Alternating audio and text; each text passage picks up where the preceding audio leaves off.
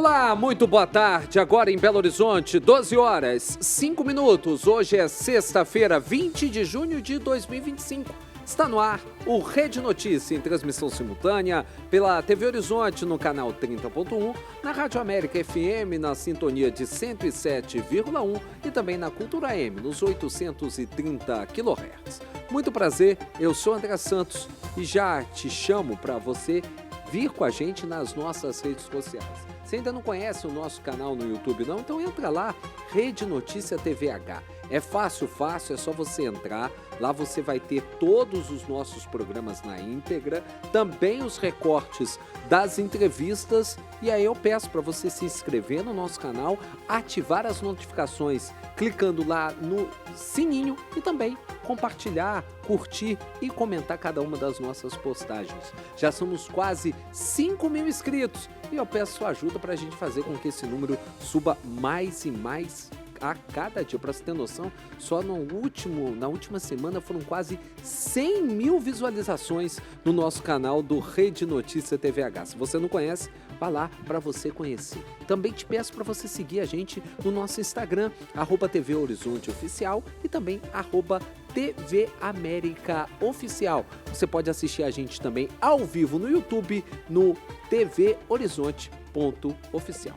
E a gente vai começar o Rede Notícia dessa sexta-feira falando da Torcida de Deus, o maior evento católico de Minas Gerais, que levou quase 40 mil pessoas ao Mineirão no feriado de Corpus Christi. Desde cedo, as imagens na tela da torcida, né, povo muito feliz, celebrando a volta da Torcida de Deus depois de 10 anos, desde cedinho, caravanas de fiéis vindas de todos os cantos de Minas Gerais chegavam ao Gigante da Pampulha, levando os fiéis com muita alegria e expectativa pelo retorno da torcida, que não acontecia há 10 anos. Era uma saudade muito, mas muito grande.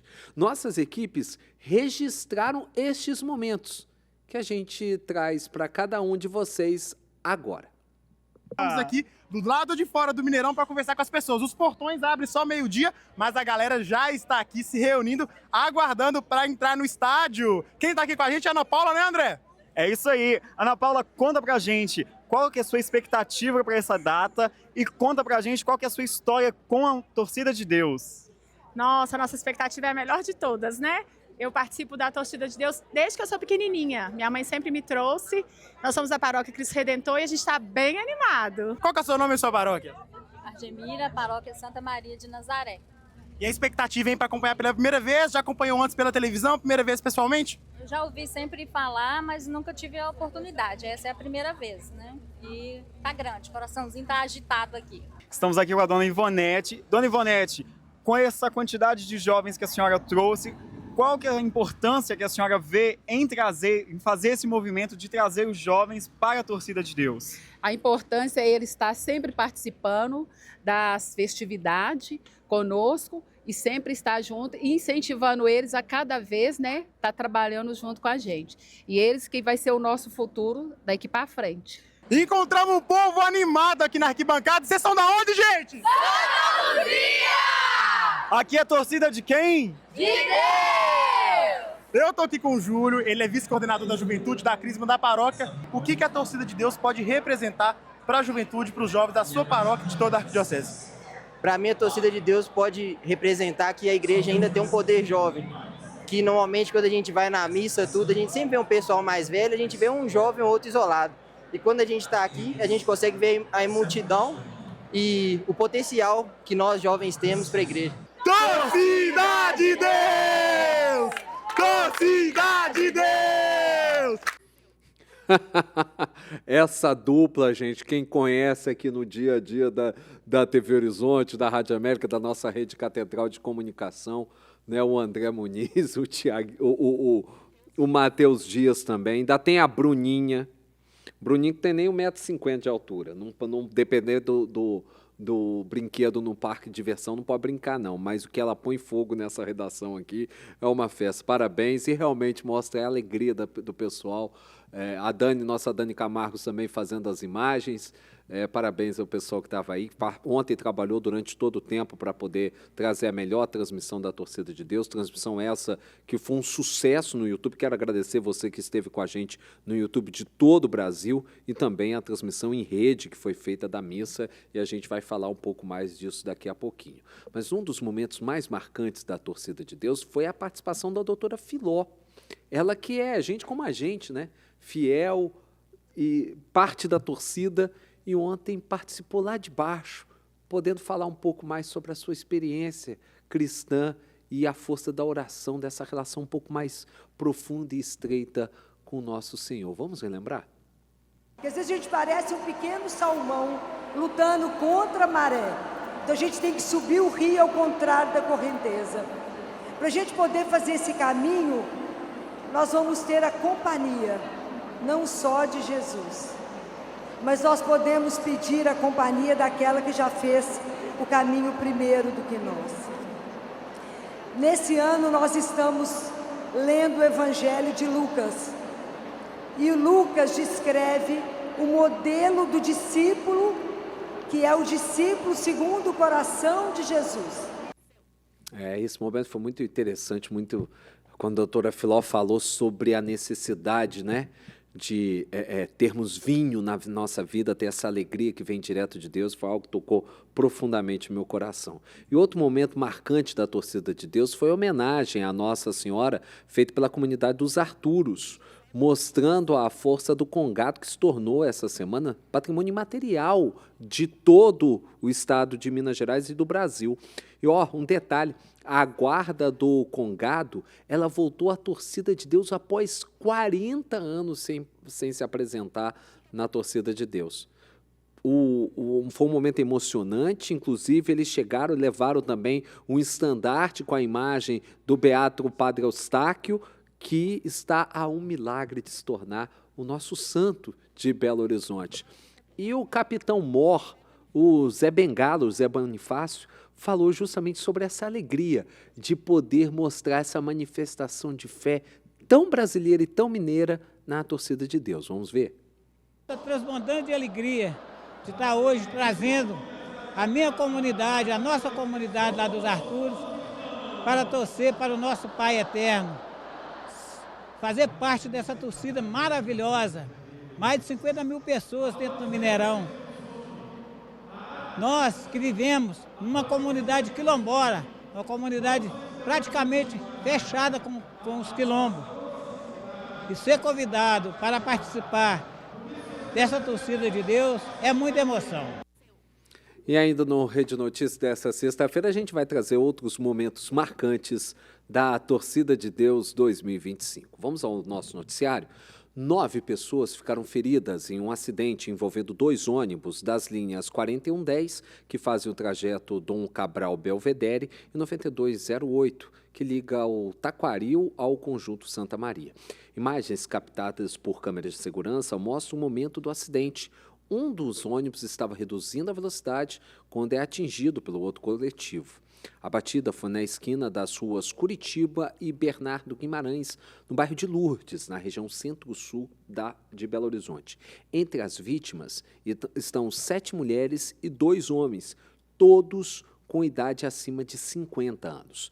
As vítimas foram socorridas por equipes do SAMU e encaminhadas para hospitais de Belo Horizonte. O estado de saúde dessas vítimas não foi informado. Olha o tamanho da panca, gente. Eita! Meio barbeirada, não foi não? Né? Mas, graças a Deus, que ninguém se feriu de maneira grave.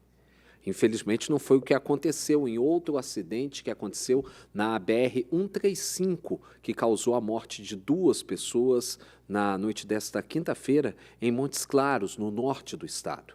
De acordo com a Polícia Militar Rodoviária, as vítimas estavam em uma caminhonete que bateu na traseira de uma carreta. Os mortos eram um pai de 78 anos e o filho dele, de apenas 39 anos. Que tristeza. Pedir a Deus para consolar o coração dessa família. O Corpo de Bombeiros e a Polícia Militar atenderam uma ocorrência de vazamento de gás na noite desta quinta-feira na rua Sergipe, no bairro Savassi, próximo ali à Praça da Liberdade, na região centro-sul da capital mineira. A rua precisou ser interditada e os moradores da região tiveram que deixar as casas devido a um forte ruído, além do cheiro de gás e ao perigo de explosão dos imóveis. Os bombeiros realizaram a contenção do gás com o fechamento dos registros de forma segura e, em seguida, um técnico da Gasmig assumiu os trabalhos para realizar os últimos reparos. De acordo com a Polícia Militar, o vazamento de gás ocorreu devido a uma tentativa de furto do registro do encanamento. Até agora não há registro, não há informações sobre a prisão dessa pessoa que cometeu este crime. Olha só, gente, a Copasa informa que vai faltar água hoje em alguns bairros de Belo Horizonte e de Contagem. Presta atenção na lista de alguns dos bairros de Belo Horizonte que serão afetados. Funcionários, Barroca, na região oeste, Cidade Jardim, Coração de Jesus e outros 9 bairros em diversas regiões da cidade. Em Contagem, pessoal do Bandeirantes, do Conjunto Parque das Mangueiras, do Flamengo, Jardim Riacho das Pedras e Santa Maria vão ficar com as torneiras sequinhas nessa sexta-feira. A previsão da companhia, da Copasa, é que o reabastecimento ocorra gradativamente na noite de hoje. A Copasa informou também que reforça que as casas que possuem caixa d'água não serão afetadas. A lista completa dos bairros você pode conferir em nosso site. Entra lá, tvhorizonte.com.br. Vai ser cremado amanhã em Maputo, capital de Moçambique, o corpo da cantora mineira Ana Bárbara Buldini, de 31 anos. A cantora, que nasceu em Belo Horizonte, morreu após um procedimento estético em uma clínica de cirurgia plástica na Turquia. De acordo com a família de Ana Bárbara, a cantora foi para o país para realizar as cirurgias de lipoaspiração, mamoplastia, e rinoplastia. Infelizmente, ela teve uma parada cardiorrespiratória durante os procedimentos cirúrgicos. Ainda de acordo com a família da cantora, as cirurgias seriam pagas em troca de postagem nas redes sociais da cantora, que tinha mais de 800 mil seguidores somente em um perfil do Instagram. E aí a gente estava olhando as fotos da moça, eu falo, meu Deus do céu, que tristeza, né, dessa família, desse marido que mora com ela lá em Maputo e que perde uma jovem tão bonita como essa num procedimento cirúrgico. Tem muito cuidado, gente. Às vezes uma corrida por uma beleza infinita, né, ou inalcançável, pode fazer com que a vida da gente chegue ao fim. Vamos voltar a falar sobre a torcida de Deus, gente, que ontem emocionou as quase 40 mil pessoas que lotaram o Mineirão para matar as saudades do maior evento católico de Minas Gerais, que não era realizado há 10 anos. Um dos pontos altos da torcida foi o momento musical e a participação do cantor lírico, tenor Tiago Arancan, e do multi-instrumentalista Marcos Viana. Vamos relembrar esses momentos? With go like this, the fourth, the fifth, the minor fall, the major leaf, the perfect king composing, aleluia. E quem sabe comigo assim vai? Aleluia, vocês.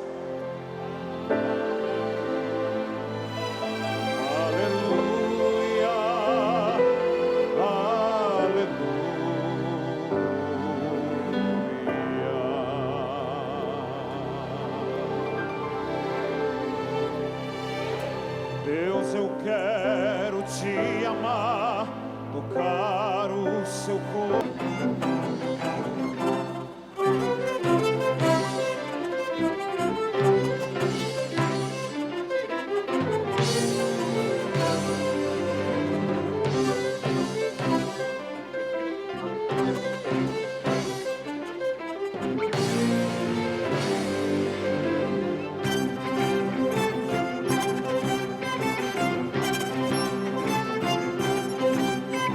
Em 2005 eu tive o prazer de tocar para 100 mil pessoas.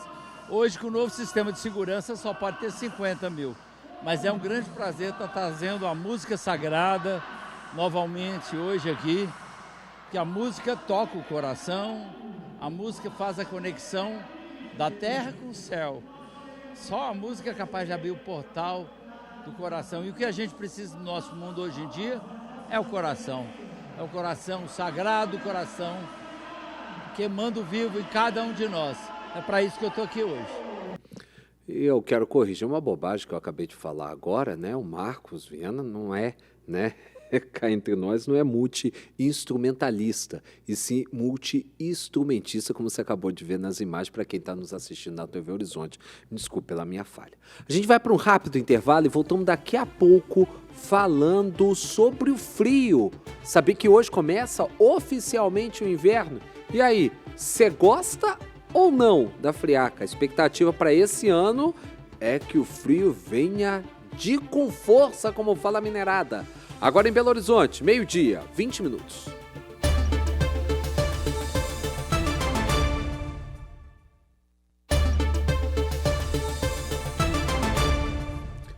Estamos de volta com Rede Notícia, agora em Belo Horizonte, 12 horas 23 minutos. Vamos voltar a falar da Torcida de Deus, esse maior evento católico de Minas Gerais, que completou 50 anos agora em 2025.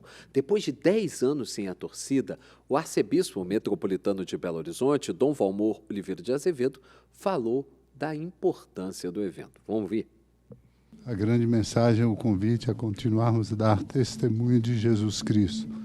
50 anos da tradição da Torcida de Deus significa exatamente uma igreja comprometida em seguir o seu Senhor e anunciá-lo ao mundo, ajudando o mundo a abrir-se ao amor.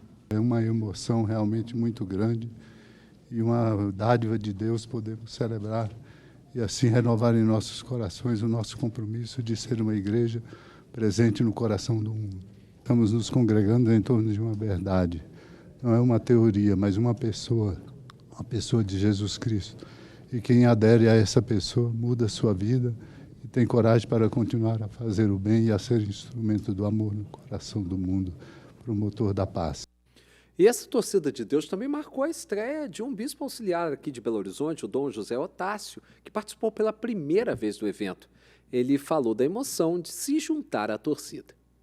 Eu já estive aqui, e não no gramado, estive para assistir um jogo, e a sensação era diferente, né? Porque quando eu estava aqui tinha uma torcida de um lado, outra torcida do outro. E hoje o fato de estar aqui tão pertinho do gramado, né? Onde eu vi os jogadores passando aqui, hoje estar aqui dentro e com uma torcida só. E saber que eu sou parte dessa torcida, e aqueles que estão lá são jogadores como eu, né? Estamos todos no mesmo time, na mesma torcida. Então, é uma percepção diferente e muito legal dentro de um estádio. O diretor-geral da Rede Catedral de Comunicação Católica, Padre Samuel Fidelis, destacou a importância da Torcida de Deus como uma referência na capital mineira. Vamos ouvir. É uma festa de fato que reúne muitas motivações. A primeira delas, a celebração de Corpus Christi, primeira quinta-feira após Pentecostes, a convicção da nossa fé cristã católica da presença do Cristo nas espécies eucarísticas. E podemos destacar agora nesse momento esta outra grande motivação, 70 anos da Rádio América, que faz parte também desta história bela da Torcida de Deus, da nossa Arquidiocese de Belo Horizonte. Uma rádio que é companhia, uma rádio que é protagonista, uma rádio que leva a evangelização e que se reinventa nesse momento especial. Olha só, gente, hoje à noite começa oficialmente o inverno no Brasil e a tendência é que este ano o frio venha com tudo. Vamos ao vivo conversar com a Erlane Grace, que está nas ruas e está bem agasalhada, né, Erlane? Erlane, vou fazer uma pergunta para você. Eu, André, particularmente não gosto, prefiro o calor. E você gosta do friozinho? Boa tarde, André, e a todos que nos acompanham no Rede Notícia. Olha, André, eu gosto do frio, viu? Frio a gente fica mais confortável, mais bem agasalhado, é bom. Só não é bom para quem levanta muito cedo como a gente, mas tirando isso, no dia de folga é bem gostoso. Ô Erlane, e a tendência é que esse ano o frio venha e venha mesmo, né? Você ouviu o pessoal aí nas ruas de Belo Horizonte, né? Isso mesmo, André. O inverno começa oficialmente hoje no Brasil, mas na prática o frio já começou há alguns dias, as pessoas falaram, comentaram sobre isso. Em BH, as temperaturas nesta semana chegaram a ficar abaixo dos 13 graus. E segundo o Instituto Nacional de Meteorologia, o que vem por aí, ó, que a gente pode esperar, são madrugadas geladas, tempo seco, variações bruscas de temperatura durante o dia. Vamos ouvir agora as pessoas nas ruas. Procuro tomar todas as vacinas da Covid, a vacina da gripe e alimentação correta também. Então, eu acho que isso deixa a gente preparado para quando houver essas mudanças, né? Eu amo frio, porque calor, cabelo soa, então o frio para mim é ótimo. Blusa de frio, tem dia que tá mais frio, a gente põe uma touca, mas tá tranquilo até então. Difícil, mas a gente tem que enfrentar, não tem jeito, né? E para mim, mais ainda, que como eu venho lá do Nordeste lá o clima é totalmente diferente, né? E para adaptar aqui com frio, no começo foi bem difícil, agora a gente vai adaptando. Então, André, mais importante também, né, do que agasalhar no inverno é um tempo também de acolhimento. É bom lembrar que as campanhas de doações de agasalhos já estão em andamento e é muito importante aí esse gesto de acolhimento para quem está mais precisando aí, passando frio nas ruas. Volto com você. Obrigado, Erlane. É até importante esse chamado que a Erlane fez agora sobre o acolhimento e a gente poder levar sua doação. Você que tem um agasalho em bom estado, meia, roupa, também cobertores, leva lá na pastoral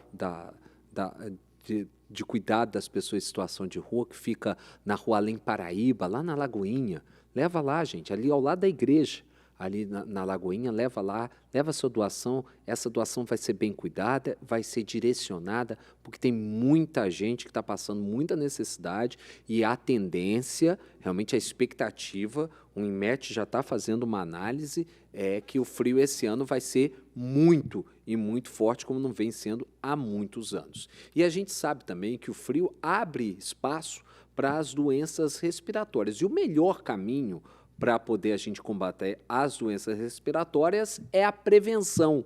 Vamos conversar com o nosso repórter Giovanni Rodrigues, está ao vivo em uma parte de Belo Horizonte, uma parte importante de Belo Horizonte, vai falar com a gente por telefone, porque tem novo posto de vacinação colocado para a população. Ô Giovanni, boa tarde. Aonde que fica esse posto?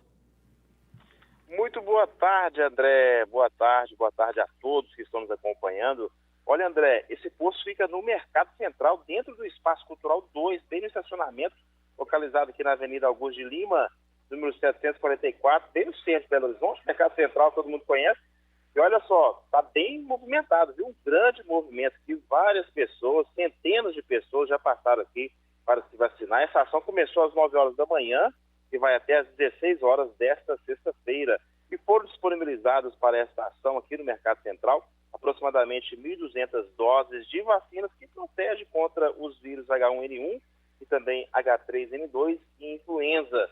Olha só, para se vacinar aqui no Mercado Central, tem que trazer documentos com foto, né, CPF, aí, identidade, e podem receber as doses todas as pessoas a partir de 6 meses de idade e que ainda não tenham recebido a vacina. A ação é uma iniciativa da Prefeitura de Belo Horizonte, que já aplicou mais de 1.100.000 doses até agora. Desse total, cerca de 480 mil foram administradas nos grupos definidos pelo Ministério da Saúde. A iniciativa é mais uma estratégia para aumentar a cobertura vacinal e a proteção da população contra os casos mais graves da doença. Foi informado o seguinte, olha, que no final de semana não terá vacinação nos postos de saúde e aqui no Mercado Central também não terá, viu? E a vacina também, ela está disponível em todos os 153 centros de saúde da cidade e em outros pontos extras. Qualquer informação sobre a vacinação no site pbh.gov.br. É com você aí no estúdio. Obrigado, muito obrigado, Giovanni. É extremamente fundamental vacinar. É extremamente fundamental. É a melhor forma da gente não pegar as doenças respiratórias. Dá certo mesmo, gente, de verdade. Principalmente idosos, crianças. Vamos ajudar, vamos vacinar. É a melhor forma. Mais um ponto de vacinação, o esforço do poder público está sendo feito. Agora tem que fazer a nossa parte também. Vamos ao noticiário internacional, que inclusive vai ser foco da nossa entrevista no próximo bloco. Milhares de iranianos foram às ruas de Teherã na manhã de hoje em protesto contra Israel, gritando frases de apoio aos seus líderes. A TV estatal iraniana informou que esta sexta-feira é o dia da solidariedade e resistência da nação iraniana. No momento da manifestação, sirenes de defesa israelense tocavam em Jerusalém e em Tel Aviv. De acordo com agências internacionais, mais de 500 mísseis foram lançados pelo Irã em direção a Israel desde o início das tensões. Ainda falando sobre a guerra entre Irã e Israel, os ministros das relações exteriores das potências europeias se reuniram hoje em Genebra, capital da Suíça, com representantes iranianos para buscar uma saída para o confronto. Desde o início dos ataques mútuos, ao menos 224 pessoas morreram no Irã e 25 em Israel.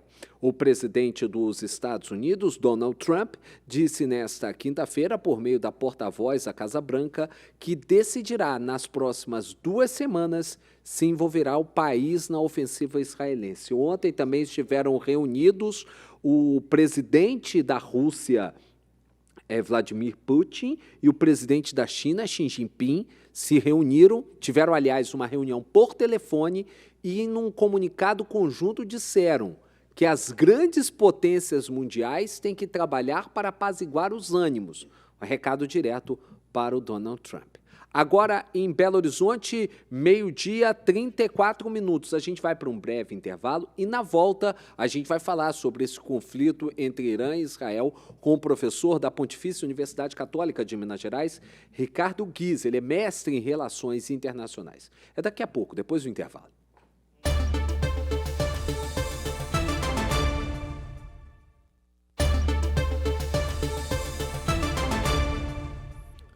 Voltamos agora com o Rio de Notícia, agora em Belo Horizonte, 12h37. Vamos conversar agora com o professor da PUC Minas, Ricardo Guiz, que ele é mestre em Relações Internacionais e doutor em Geografia. Professor, obrigado, primeiro, antes de tudo, estar aqui com a gente. Esse confronto, né, entre Irã e Israel, a gente sabe que era algo que poderia acontecer, né? Não é de agora, nos últimos 20, 30 anos. Só que a gente pode perceber que antes de atacar o Irã, Israel, né, na política tocada pelo seu premier Benjamin Netanyahu, vinha numa escalada de ataques de outras posições que tinham suporte do Irã e que serviam quase que como um escudo do país persa para se garantir sua segurança de um ataque direto de Israel. Foi assim, não primeiro na contrapartida, no contra-ataque às ações da autoridade palestina, depois, na sequência, o Hezbollah no Líbano, depois o ataque à Síria, que acabou derrubando também a ajuda na derrubada do regime de Bashar al-Assad, e agora, definitivamente, o ataque a Teherã. Foi uma cartada um pouco avançada demais Israel? Você acredita que Israel não acreditava que o Irã tivesse o poder bélico para botar a pressão que está colocando a ponto de Israel ter que buscar a ajuda do seu aliado tradicional, que é os Estados Unidos? Eu acredito que Israel talvez tivesse previsto que haveria uma certa destruição nas suas cidades, né? Porque o Irã, a guerra com o Irã é uma guerra entre 2 estados. É diferente da guerra entre Israel e o Hamas ou Israel e o Hezbollah. Então, eu penso que houve esse cálculo, né, por parte do governo de Israel. Agora, é importante dizer o seguinte, o que motivou essa guerra, né? A guerra Israel-Irã é uma guerra preventiva, ou seja, Israel atacou o Irã para evitar que o Irã possa desenvolver armas nucleares. É diferente da guerra entre Ucrânia e Rússia, que é uma guerra de ocupação de território, né, da Ucrânia pela Rússia. Então, eu acho que foram 2 motivos, na minha opinião. É uma geopolítica complexa aquela, né? Mas eu vou tentar simplificar um pouco aqui. Eu acredito que foram 2 motivos. Primeiro, que realmente o Irã tem um programa nuclear muito avançado. e existe a possibilidade do Irã produzir a bomba. Nós não sabemos se ele tem condição de produzir essa arma nuclear em semanas ou meses. Isso pode ser uma retórica, uma desculpa para atacar. Hoje até a Casa Branca falou que ele teria a condição de fazer isso em 2 semanas. Mas a gente não sabe se realmente é verdade. Pode ser, né? Porque eles enriquecem urânio, eles construíram usinas de centrifugação debaixo da montanha, já prevendo um ataque israelense. Então, o primeiro motivo é esse. O segundo é que Israel, do ponto de vista dos seus inimigos, Israel está vivendo um bom momento, né? Enfraqueceu o Hamas, enfraqueceu o Hezbollah, o Bashar al-Assad caiu na Síria, as milícias xiitas no Iraque estão controladas. Então, do ponto de vista do governo israelense, faltava agora enfraquecer a maior ameaça à sua existência naquela região, que é exatamente o Estado iraniano. Então, acredito que eles aproveitaram essa onda, essa leva, para atacar o Irã. Eu não teria feito isso, por uma série de motivos. Eu sou contra guerras, mas... Agora, até porque, isso que eu ia colocar, na semana do ataque, estava previsto para acontecer poucos dias depois uma reunião de cúpula com o intermédio dos Estados Unidos para tentar se negociar um acordo que paralisasse esse programa nuclear iraniano, ou pelo menos fizesse com que ele fosse voltado apenas para a produção de energia.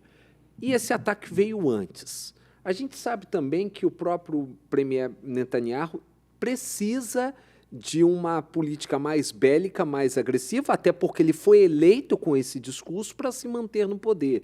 Teve muito desgaste durante o próprio período de contra-ataque ao Hamas, desgaste inclusive a nível internacional e também a nível local. Se reelegeu, mas precisa manter essa retórica bélica. Também foi algo de manutenção e fortalecimento do seu próprio discurso interno para Israel, né? Sem dúvida, André. Você mencionou aí o terceiro elemento, a terceira causa dessa guerra, né? Uma questão de política interna israelense, né? A sobrevivência do próprio Netanyahu no poder, né? Ao fazer a guerra, teoricamente, ele unifica o país em torno da sua liderança. Veja que ele desviou o foco de Gaza, ele destruiu Gaza, a política israelense em Gaza foi de tornar aquela região inabitável, e ele conseguiu isso. Eu não sei como essas pessoas continuam lá, porque também não tem para onde ir.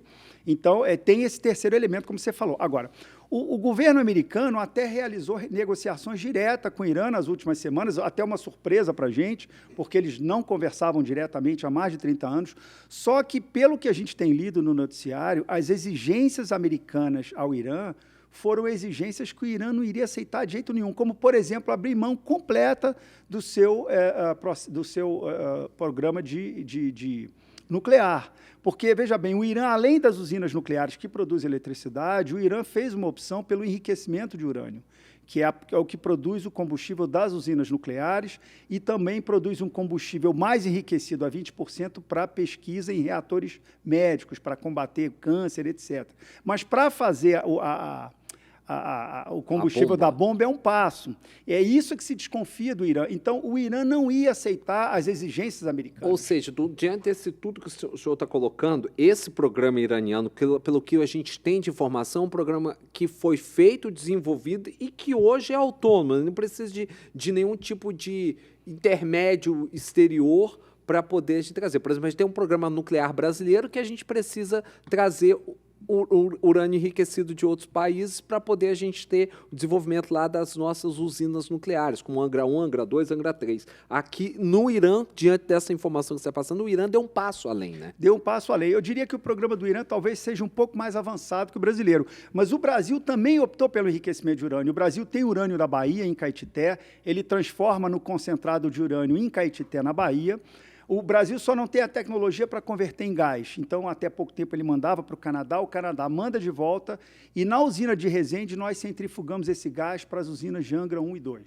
Agora, o Brasil optou por enriquecer urânio porque nós vamos construir um submarino nuclear. É isso que eu ia falar, tem um submarino. A ideia de construção do submarino. E o submarino ele precisa de um enriquecimento a 20%. Não adianta você ter uma arma de guerra dessa e não produzir o próprio combustível do submarino. O programa do Irã é semelhante, mas eu acho que eles estão um passo à frente. E o que acontece? Há 30 anos que os ayatolás falam que Israel tem que ser erradicado do mapa. Então, existe um receio do governo de Israel de que, se o Irã tiver a bomba, ele vai usar essas bombas contra Israel. Veja bem, se o Irã detonar 5 ou 6 armas nucleares nas maiores cidades israelenses, o país desaparece. Ele não consegue se recuperar de um ataque desse. Então, Israel não quer pagar esse preço. E só para finalizar, André, mais uma coisa. Se o Irã tiver a posse da bomba, isso muda toda a correlação de forças no Oriente Médio. Foi o que aconteceu com a Coreia do Norte no leste asiático. Alguém ataca a Coreia do Norte? Ninguém ataca, porque a reação dela pode ser com armas nucleares. Então, a posse da bomba muda completamente a geopolítica naquela região. É sobre isso que a gente vai falar, sobre essa questão de acabar, de aniquilar um ao outro, porque se os ayatolás falam em aniquilar Israel, nas últimas semanas a gente vem ouvido e visto o próprio Benjamin Netanyahu falando que chegou a hora de dar fim à vida do Ayatollah Khamenei. É sobre isso que a gente quer falar, é para o próximo bloco, depois do intervalo.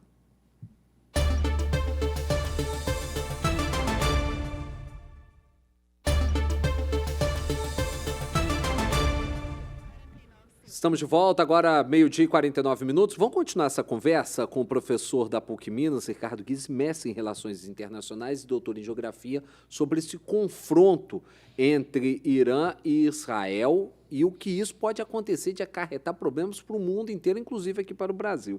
O senhor estava falando sobre essa intolerância dos ayatolás, desde que surgiram, né? Tem um contexto histórico do fim do regime monárquico iraniano, que era apoiado pelo Ocidente. Eles chegam, fazem a revolução, colocam a República Islâmica lá no fim da década de 70, ainda com Khomeini, né? Ayatollah Khomeini, e isso se estende e essa animosidade sempre existiu. Primeiro lá o apoio dos Estados Unidos com o Iraque, Saddam Hussein, para tentar combater isso, não deu certo, vão ficar com Israel. E nessas últimas semanas, Israel também começou a falar seriamente, inclusive em exterminar o líder supremo do Irã, o Ayatollah Khamenei. Eu falei do regime monárquico porque o príncipe herdeiro do trono iraniano vive hoje exilado nos Estados Unidos e essa semana deu entrevista no New York Times, chamou Khamenei de rato, disse que chegou a hora da República Islâmica acabar, que ela está em frangalhos e que tem que fazer um levante para isso acontecer. Derrubar esse regime dos ayatolás no Irã não é algo que se faça matando o Khamenei. Se mata o Khamenei, tem uma seguinte para poder ocupar o lugar dele. Não é tão fácil assim, né, professor? Sem dúvida. Seria necessário uma guerra civil, possivelmente, para que isso acontecesse, né? Porque tem milhares, centenas de milhares de pessoas apoiam o regime iraniano porque trabalham para ele, né, têm bons cargos, bons salários, se locupletam desse regime. Então, não seria algo fácil de se fazer. O que o herdeiro da monarquia está fazendo é incitar uma guerra civil que talvez possa...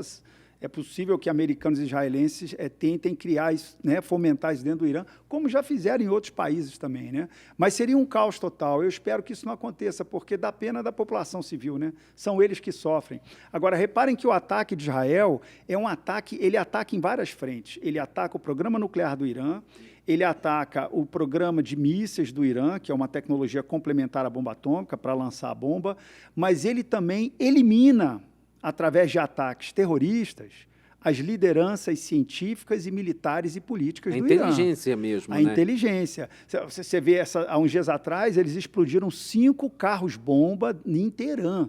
Ou seja, eles usam o mesmo modus operandi do terrorismo internacional, do qual Israel foi é vítima até hoje. Então, você explodir um carro-bomba no estacionamento ou na saída de um prédio, é o que eles estão fazendo para eliminar essas lideranças. Isso, de fato, abala o programa nuclear e abala a liderança iraniana. E falta só, praticamente, agora, o Ayatollah para esse pacote estar completo. Que a gente nem sabe onde está hoje, de verdade, né? Eles dizem que sabem, né? Mas se quiserem, eles conseguem eliminar o Ayatollah, eu acredito que sim. O serviço de inteligência de Israel é muito avançado. Eles conseguem se infiltrar de uma maneira impressionante. Professor, nesse panorama todo, nesse tabuleiro de xadrez todo, tem uma peça que é fundamental até mesmo para a existência e a manutenção do Estado de Israel, que é os Estados Unidos. Os Estados Unidos são aliados desde primeira hora, desde antes da existência do Estado israelense. Os Estados Unidos é um aliado de primeira hora de Israel. E é importantíssimo, e essa semana o presidente Donald Trump chegou a sinalizar, saiu antes da reunião do G7, chegou a se falar ontem em aprovação de um plano de guerra, de ataque dos Estados Unidos a Israel, que isso poderia acontecer, inclusive, durante o fim de semana. A agência internacional Bloomberg chegou a dizer isso, citando fontes do alto escalão do governo norte-americano, e ontem parece que o Trump veio a público, através da sua porta-voz, tipo assim, não é bem assim, calma, soltou, tenho 2 semanas para decidir, mas colocou ao mesmo prazo, que seria o fato do Irã ter esse tempo para montar sua bomba atômica. Você acha que os Estados Unidos estaria realmente disposto a entrar nesse confronto, literalmente com uma força de pressão para que o Irã recue e não tenha outra saída a não aceitar os termos que foram colocados pelos Estados Unidos? Acredito que sim. Ou derrotar o Irã pela força, ou então que o Irã aceite essa rendição incondicional, que seria humilhante para o Irã. Né? Você se render incondicionalmente, foi o que o Japão não aceitou no final da Segunda Guerra Mundial. Foi necessário se jogar 2 bombas atômicas no Japão para ele se render incondicionalmente. E até hoje o Japão tem uma limitação de forças armadas impostas pelos Estados Unidos. Ou seja, quem perde a guerra perde tudo, fora a questão do orgulho. Né? Por isso que o Irã, não acredito que o Irã vai se render, e eu penso que os Estados Unidos vão entrar nessa guerra para terminar de fazer o serviço sujo, entre aspas, que os israelenses começaram a fazer. Né? E derrotar, e enfraquecer as Forças Armadas. As Forças Armadas do Irã provavelmente vão retroceder 30 ou 40 anos. O programa de produção de mísseis, o programa nuclear extremamente avançado, né? E, se possível, numa escala mais radical, trocar o regime iraniano.